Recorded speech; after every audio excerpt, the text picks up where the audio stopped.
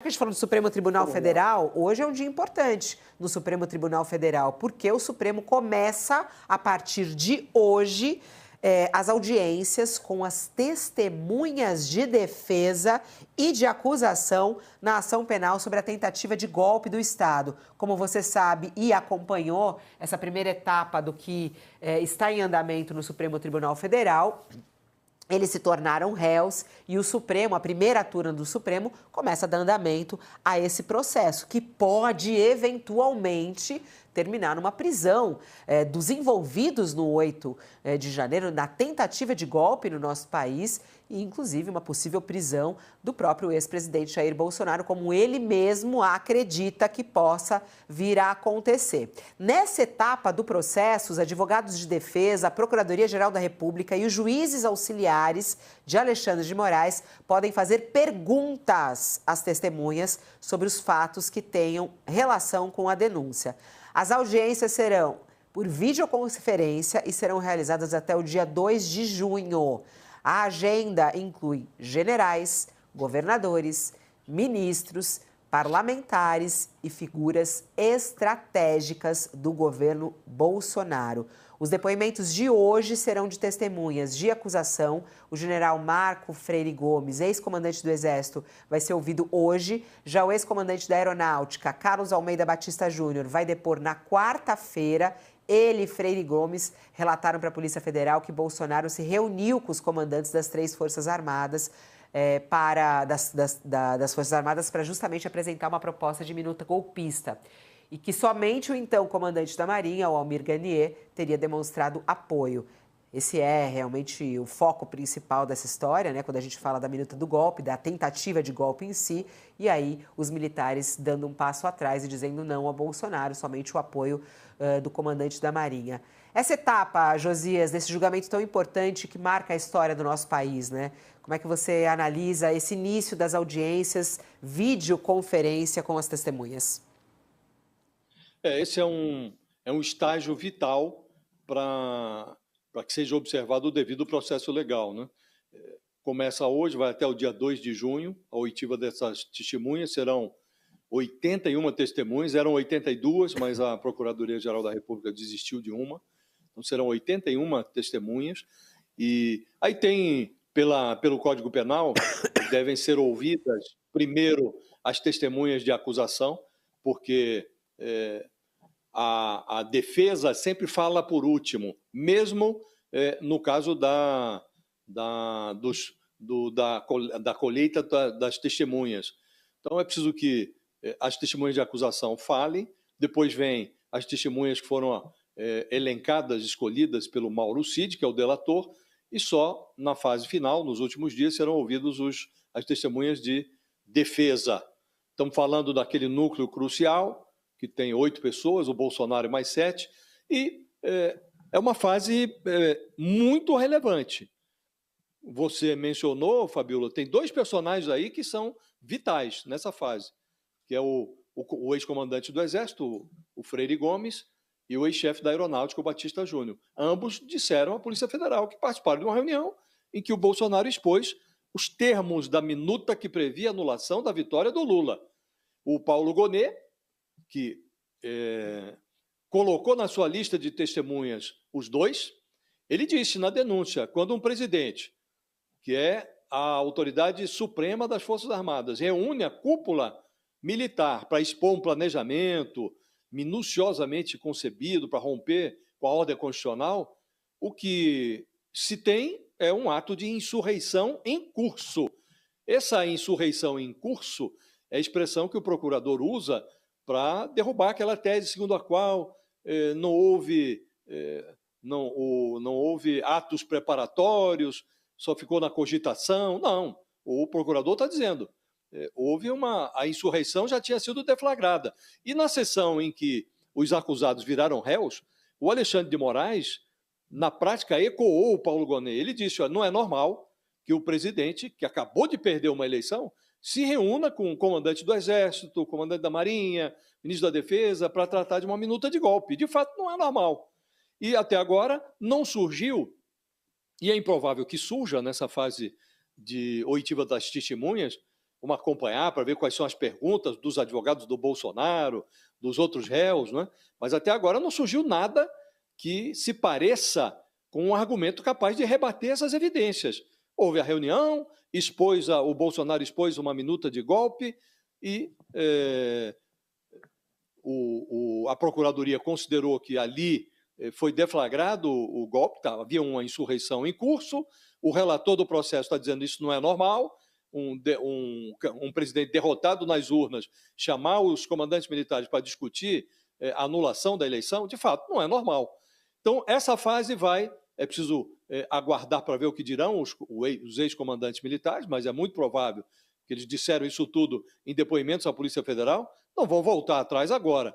Mas os réus também incluíram os dois na sua lista, na sua lista de testemunhas. Então, eles serão ouvidos agora, serão ouvidos como testemunhas também elencadas pela defesa, e vamos ver o que vai sair no final disso tudo, né? Agora, nós estamos agora observando, Fabíola, uma fase vital do processo, e no final de semana, o Alexandre de Moraes indeferiu o pedido do Bolsonaro, do Augusto Heleno. Eles queriam adiar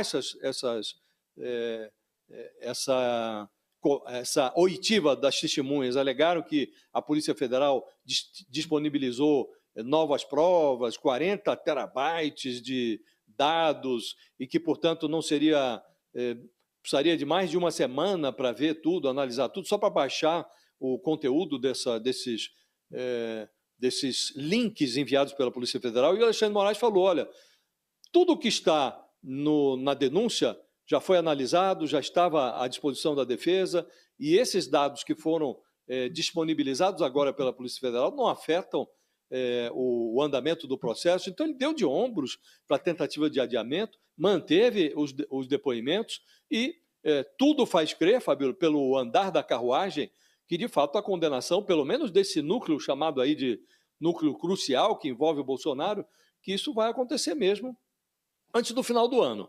Então, o Supremo está trabalhando com um calendário não declarado para encerrar este núcleo, o julgamento desses primeiros réus aqui, entre setembro e outubro.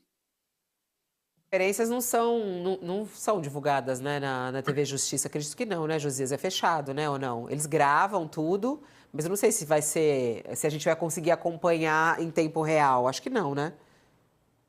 Eu tenho a impressão de que não será possível, Fabíola, até porque vai ser os depoimentos serão simultâneos, recolhidos, né? Ali por videoconferência, serão simultâneos. 82 então, depoimentos. 82 depoimentos serão simultâneos. 82, até o dia 2, né? De hoje coisa. até o dia 2, Isso. serão 82. Parece que caiu para 81, porque a Procuradoria desistiu de uma das testemunhas. Então, mas de toda maneira, é muito depoimento, né? 80, mais de 80 depoimentos. Agora, é muita coisa. Um capítulo importante nesse julgamento é também o momento do interrogatório. E há grande expectativa em relação ao interrogatório do próprio Bolsonaro e dos demais réus, né? A próxima etapa vai ser essa. Depois de todos esses depoimentos das testemunhas, esses 81 que a gente está falando aqui, que vão acontecer até o dia 2 de junho, aí vem essa etapa, que é Bolsonaro e os demais réus convocados para o interrogatório. A data ainda não foi definida, a expectativa é que o julgamento, então, vai decidir pela condenação ou absolvição dos demais ainda nesse ano, como você falou, se tudo isso for realmente acontecer dessa maneira e nessa frequência aí que a gente está trazendo. Entre os próximos a serem ouvidos, tá aí, ó, dia 23 de maio, na semana que vem, está marcado o senador Hamilton Mourão, testemunha de defesa de Bolsonaro. Vai ser bom. Isso daí, ele que foi o vice dele. Tem Paulo Guedes, tem Ciro Nogueira, tem Eduardo Girão, tem o Marcelo Queiroga, que foi ministro da Saúde também. Tarcísio também está escalado para falar dia 30 de maio. Poxa, eu queria acompanhar. Você não queria não, Josias? Vai ser interessante isso aí, hein? Vai ser muito interessante, não é? Agora, do ponto de vista dos ministros do Supremo, Fabíola, esses depoimentos, Paulo Guedes, Ciro Nogueira, o senador Girão, Tarcísio, não tem a menor relevância processual. São pessoas que vão para lá dizer que o Bolsonaro era uma criatura maravilhosa, que foi um presidente exemplar, que nunca ouviram da boca dele nada que estivesse fora das 4 linhas da Constituição. Agora, nenhum desses personagens será capaz de trazer algum elemento que derrube as provas que foram reunidas pela Polícia Federal a partir do depoimento do Mauro Cid e depois depoimento que foi corroborado, as provas todas foram recolhidas, os comandantes militares atestaram que de fato houve a reunião, minuta de golpe, virada de mesa. Então, até aqui é muito curioso, Fabíola, mas até aqui não houve nenhuma manifestação e já tivemos a sessão em que foram recepcionadas as denúncias, né? Algumas delas, agora na terça-feira começa, vai ter mais uma sessão para a análise de da situação de outros denunciados, né? Mas, a julgar as primeiras manifestações, o Bolsonaro não apresentou nada que se pareça com evidência capaz de derrubar as provas reunidas contra ele, e os militares que se acompliciaram com essa trama golpista, a maioria deles, na fase de análise da denúncia, os seus advogados não negaram os crimes, eles apenas tentaram dissociar os seus clientes dos malfeitos. Então, mesmo aquele Mário Fernandes, o general do plano Punhal Verde e Amarelo, ele não negou a existência do plano, que foi recolhido, aliás, dentro do seu computador, né? Apenas disse, olha, tem lá esse negócio, mas não foi mostrado para ninguém, não foi exibido para ninguém. Então, está lá o plano, dentro do computador, foi impresso numa máquina lá do Palácio do Planalto. No mesmo dia, o general teve com o Bolsonaro no Palácio da Alvorada, mas não, esse plano não foi visto por ninguém, era um homicídio recreativo. Estava lá um plano, previa a morte do presidente eleito, o vice-presidente eleito, o presidente da Justiça Eleitoral, mas aquilo era tudo recreativo, estava lá no computador, mas ninguém viu. Então não surgiu, por hora, nada que se pareça com uma defesa técnica capaz de derrubar o que está lá na denúncia e agora na ação penal, né? Então, esses depoimentos, Paulo Guedes, Ciro Nogueira, o próprio Tarcísio, do ponto de vista político, vai ser muito interessante ouvir o depoimento do Tarcísio, porque ele está cortejando o Bolsonaro, desejando que o Bolsonaro apoie a sua candidatura presidencial, embora não admita, diz que vai ficar em São Paulo, mas o Centrão todo opera para que o Bolsonaro apoie a candidatura do Tarcísio. Então ele vai fazer todos os salamaleques possíveis para o Bolsonaro nesse depoimento. Então vai ficar constrangedor até para o Tarcísio, porque vai defender um golpista agora em termos oficiais, num depoimento formal no Supremo. Então, politicamente, para ele, é algo que não ajuda a sua biografia, né? E não ajuda a biografia dele, tampouco vai ajudar o Bolsonaro no seu drama criminal. Então, ele está ali como um bucha de canhão do Bolsonaro. Então, do ponto de vista político, vai ser interessante observar, e nós vamos ter o conteúdo depois, do depoimento do Tarcísio, né? Agora, criminalmente, do ponto de vista judicial, acrescenta nada, Fabíola. É um zero à esquerda, esse tipo de depoimento. Para quem está nos acompanhando na TV, o intervalo, a gente segue falando sobre isso, sobre essa etapa do julgamento do Supremo Tribunal Federal pelo YouTube. E eu descobri se vai ser transmitido ou não. Vou contar. Jornalista cadastrado vai poder acompanhar. Você é cadastrado lá no Supremo, ô Josias? Você já foi lá algumas vezes. Você tem um cadastro lá, cara, crachá, deve ter alguma coisa, não? Não sou credenciado, não. Não sou credenciado, não. Mas não será ao vivo, né? Não. Então vai ser aquilo que a gente imaginava mesmo, né? Não. Então, o que vai acontecer, a nossa reportagem na página do UOL até explica isso.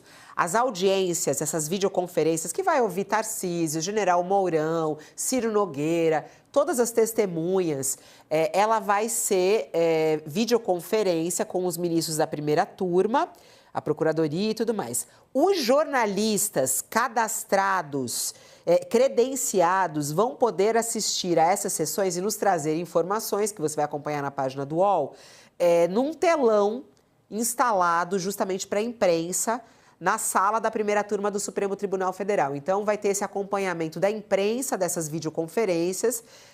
A gravação de áudio e vídeo, porém, está proibida Vamos ter só os relatos, então, eu acredito, dos jornalistas, José, sobre o que está acontecendo. Mas interessante a imprensa ter acesso a isso e ir relatando do que foi falado nas videoconferências, né?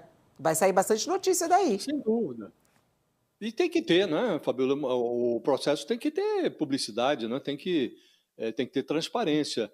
E até acho uma bobagem isso. Por que o jornalista não pode gravar? Acho uma tolice. Mas, enfim, o fato é que os jornalistas terão acesso, né? Isso é indispensável. E saberemos todos o que cada uma dessas testemunhas declarou no âmbito do processo, né? E como disse, até aqui não apareceu nada que ajude os réus. Ao contrário, o próprio Bolsonaro, na entrevista que nos concedeu, ele teve a oportunidade, e não foi a única entrevista, ele vem falando, né? E ele teve várias oportunidades de apresentar algum elemento, alguma coisa que saísse em socorro dele próprio, né? E não apresentou. E não será muito, é muito improvável que as suas testemunhas tragam novidade capaz de reverter a sua situação, que é bastante precária no Supremo, né? E ele próprio, quando for ouvido, se ele for for enfiado para dentro do processo as declarações que ele tem feito nas suas entrevistas, como aquela que ele nos concedeu semana passada, aí acho que, em vez de melhorar, vai piorar a situação dele, que na prática ele está admitindo crimes. Ele diz que recebeu os comandantes, mas estava lá só discutindo alternativas previstas, coisas que estão na Constituição, como estado de defesa, estado de sítio. Agora, não havia nenhuma legitimidade para discutir esse tipo de coisa. No caso dele, que era um presidente tinha sido derrotado, ele tinha que dar posse ao seu sucessor e nada mais. Aham. Aliás, a gente está voltando para quem está nos acompanhando na TV, estamos falando ainda sobre o Supremo Tribunal Federal e o quanto isso tudo também causa interesse da população brasileira. Hoje a gente vê o quanto o brasileiro é mais próximo ao que está acontecendo no Supremo, inclusive a partir dessas divulgações que acontecem pela TV Justiça. E eu acho que pensando muito nisso também, tem uma nova newsletter aqui no UOL, trazendo os bastidores do Supremo. Eu achei muito legal essa ideia. Tem a reportagem aqui, ó. O UOL estreia a newsletter que explica julgamentos do Supremo Tribunal Federal como se fosse uma novela. Estreia hoje, inclusive, essa newsletter. Ela se chama Tretas Supremas. Basta você se inscrever e você vai receber isso no seu próprio e-mail. É muito interessante. Quem vai assinar é a Josete Goulart. Ela é ótima. Ela é autora do Tixa News, é isso? Tixa News, é isso? Tixa News. Eu me divirto com o Tixa News, é muito bom. E o Tretas Supremas, ele vai misturar uma linguagem acessível com uma narrativa envolvente, além de uma apuração jornalística rigorosa. E vai falar sobre essas tretas do que acontece dentro do Supremo Tribunal Federal. Toda segunda é um novo capítulo. E vai trazer os julgamentos importantes, o que está em andamento lá, os votos, as alianças.